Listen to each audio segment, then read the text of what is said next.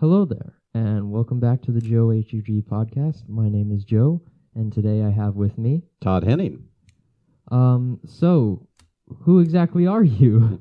Well, I'm your dad, first of all, but I'm a registered investment advisor in South Carolina, and I'm so excited to be here today with you to talk about cryptocurrency and investing in general. I think those are great topics for young people to learn about, and so I'm really excited to be here in it. And this is actually my first podcast, so bear with me, would you?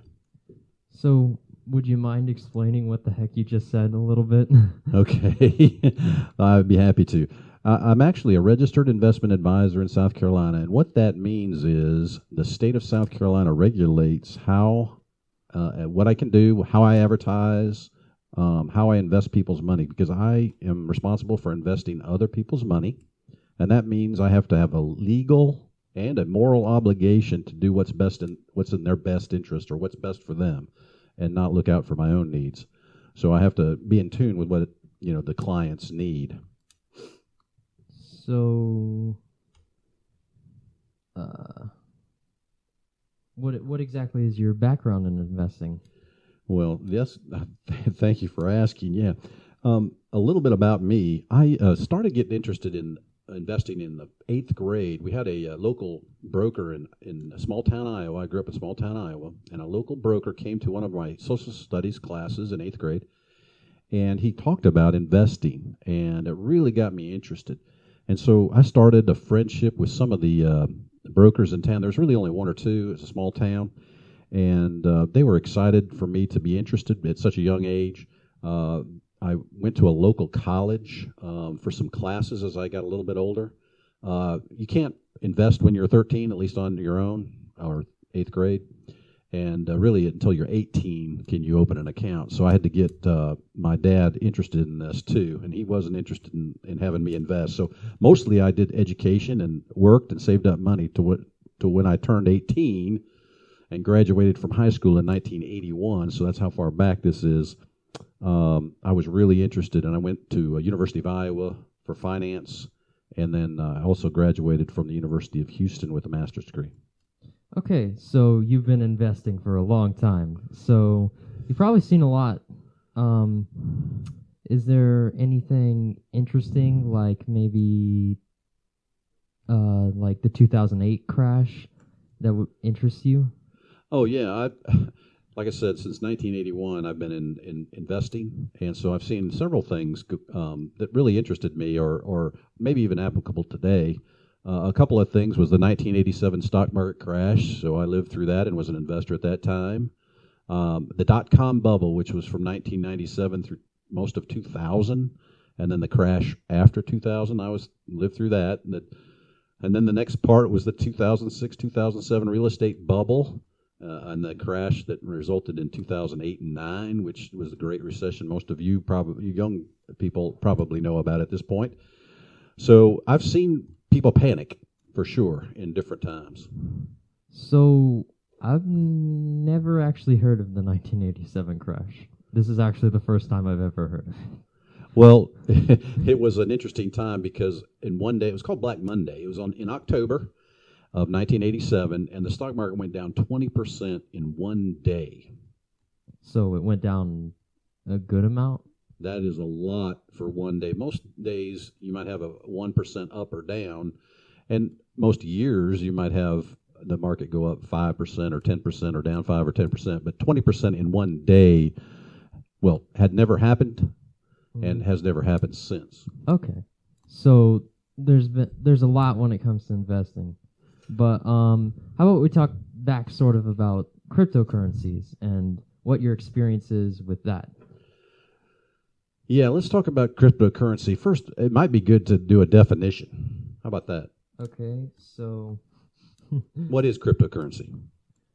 Google says it's a digital currency in which transactions are verified and records maintained by a decentralized system using cryptography rather than by decentralized authority.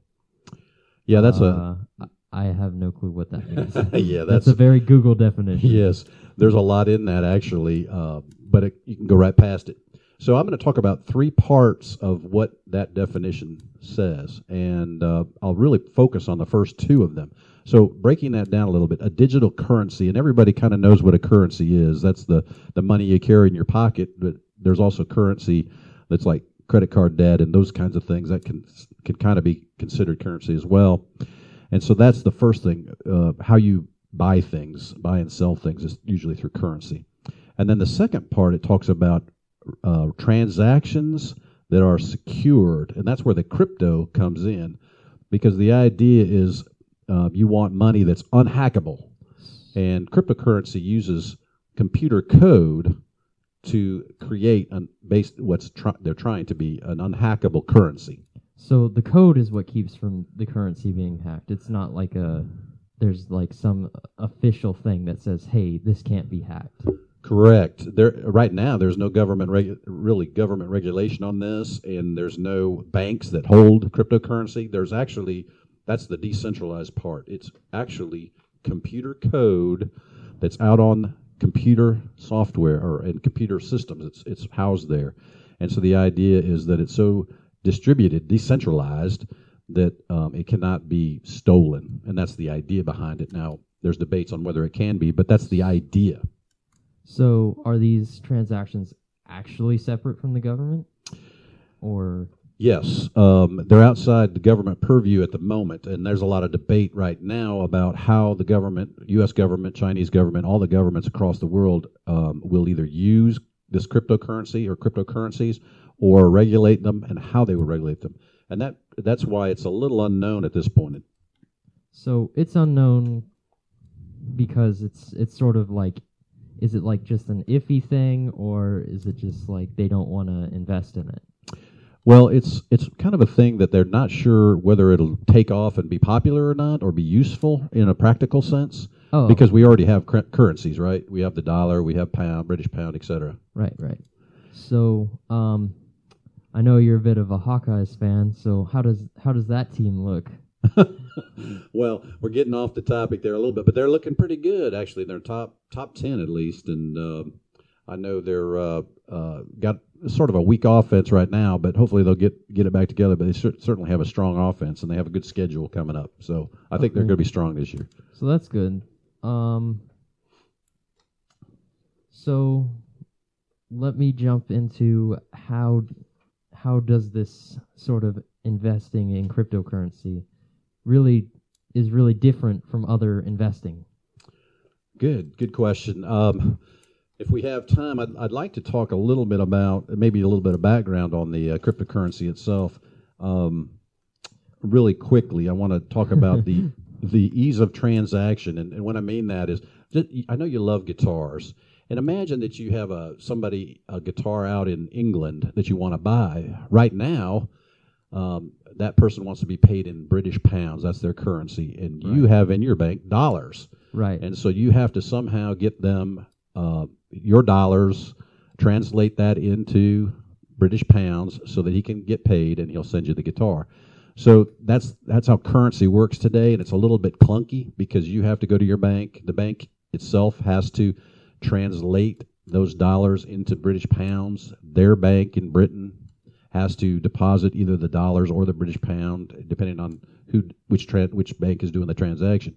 And so it takes time to do that. It also takes, they take a fee every time they do that. So it's a little expensive. So part of cryptocurrency was to try to get a person-to-person transaction that you could just go out on the internet, you have some, let's say, Bitcoin or some currency, and you transfer that directly to the person in England, and he accepts it, and you don't have to do this translation. So there may be a while before I get those 99 guitars you're saying. Yeah, that's right. All right, so I'll work on that. I got to get those 99 guitars, So... Yeah, I'd like to just answer your question a little bit about how does cryptocurrency differ from investing in businesses? Investing is sort of a broad term, and most often people use it to describe spending money in their everyday life. And so you work hard, and you want to invest those dollars in something, a business usually, in the stock market or something like that, so that it will grow over time, and you'll have more money in the future. So But this is like a save more or save money now, or no, spend some money now, get a lot later. well, yeah, invest the money now, spend it on investing, and then you'll have a lot of money later on. But cryptocurrency right now is a little bit different than that because it's not a business. I actually would think of it more like the internet. So it's like a free to use, data is strained from everywhere sort of thing. Very similar to that, yes. Because remember, we talked about cryptocurrency, and part of the cryptocurrency is its computer code that's basically unhackable. That's the idea behind it.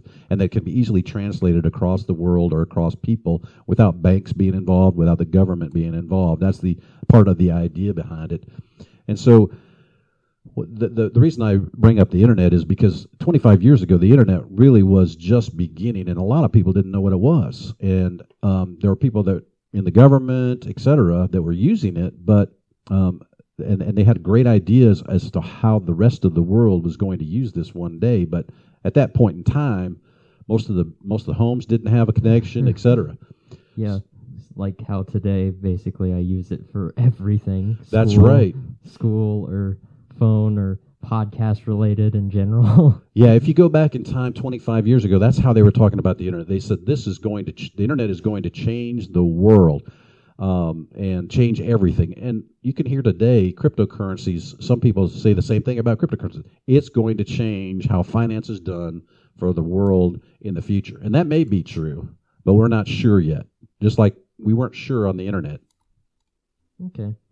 So it's very much a different thing. So I don't know how much. Oh, we got a little bit of time. Okay. Or a good amount of time here. I'm trying to keep this a little, at least not too super long, not to bore you to death with cryptocurrency, because I bet you've probably spent a lot in it or spent a lot of time dealing with it by this point.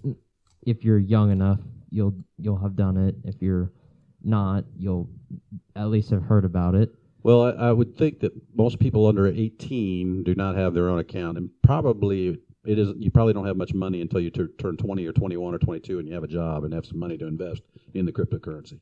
Right. But some people, this reaches other people outside of my age range. So, sure. So some people may be in that. Well, I have a question for you. I mean, I don't know if you know much about cryptocurrency, but I'll ask it to the audience.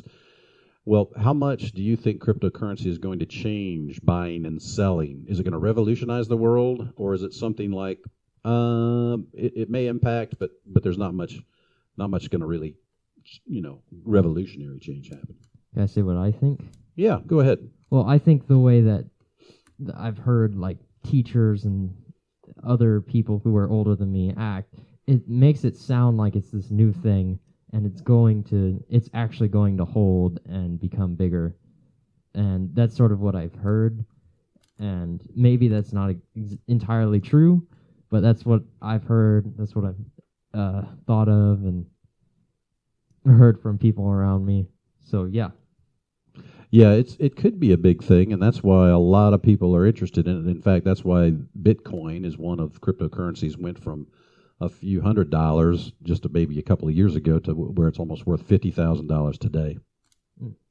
And that's also what gets people excited. When an investment goes from $100 to $50,000, you can make a lot of money. And there actually are millionaires that have been created by Bitcoin. Mm. So if this is such a great thing, and is mostly, like a young people thing, why don't older people bother with it that much? Well, it goes back to investing generally and thinking about older people. Well, you could say you've heard of maybe some of these sayings. Older people are slower to adopt new things, or they have seen many promising technologies or hype not pay off. But let's look at some other basic investment reasons that maybe older people are not as quick to adopt it, but they are still interested, and I can tell you that.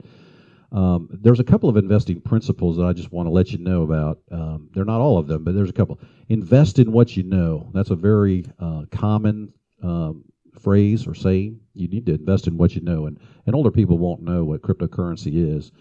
Of course, letting time in investing work for you, and cryptocurrency is new, and it may take 5 to 10 or 20 years before it's really adopted. So that's a long time for your investment to pay off. When you're older, you may not live that long, so you want something that'll pay off a little sooner. Also, keep it simple. So that's kind of investing in what simple, you know. Stupid. Yeah, keep it simple. So older people are maybe a little afraid of, they may have been afraid of computers when they first came along, and now, this is the newest thing. So the only thing I can say, and there's one more principle I would say, is don't invest more than you can afford to lose. So cryptocurrency is a little bit of a speculative thing at the moment. So don't invest like billions of dollars in it. That's right. If you're an individual, and that's why most older people will be cautious. But I can tell you, they are very interested in it. Okay. So, what exactly what does cryptocurrency really do to the market? Well, first of all, right now it's a little bit of a known, but some people are treating it like gold, and gold is another type of currency. For man's history, it's been very valuable. It has intrinsic value. People have always valued it over, as long as humans have been around, basically, and could mine the metal. It's also been used for currency, but today it's not used for currency. It's used as an investment to hold value. That's the idea. Okay. So we're kind of running out of time here. I'm going to sort of ask you probably the bigger question is sort of, why should the younger generation care about investing? And what do they need to look out for? Well, I think some of the principles I just mentioned are very important to remember. And here's a couple other different ones or additional ones. First of all, everyone should know about investing, and it's the primary way to build wealth and retirement income. As you have stated multiple times. Okay. Well, I'm glad that point got across. The baby boomers have a lot of wealth accumulated over the last 30 or 40 years, and they'll be passing it on pretty soon to the younger generation. So the younger generation needs to know how to handle that money without spending it or blowing it on a Ferrari or something like that. Or 99 guitars. That's it. Investing. I'm coming for you. Investing is emotionally harder than most people think, because it's not just about numbers. It's about living through these speculative cycles. I think we're living through a Bitcoin or a cryptocurrency speculative cycle right now. Nobody knows exactly how long it's going to take for this technology to take off and it become everyday use like the internet. But it's probably going to have some impact, and so we'll look to be patient in our investing on that. Finally, I would keep in mind those investing principles. And I'll leave you with a couple of old phrases. When you make money in life, you need to give some, save some, and spend some, and do it in that order. Okay, that's really funny. So I didn't mean to bore you to death, or if you were interested, that's cool. That's sort of what the episode was about today. Do you have anything else to say you would like to add? I think we could probably put a couple links into your, what is that thing called? My YouTube or I can't really do it on Spotify. In your YouTube. Yeah, I'll try and put it in links in the description of like the YouTube channel. And I'll see about trying to get some put on like the Spotify description maybe. So yeah, that's it. Probably I'll try to upload something next week. Maybe I'll bore you to death. Maybe I won't. I don't know. I'm kidding. Anyway, well, thanks for coming and thanks for talking to us. It was great to be here and be with you. Thank you. To all of you, have a good morning, a good evening, and a good night. Goodbye.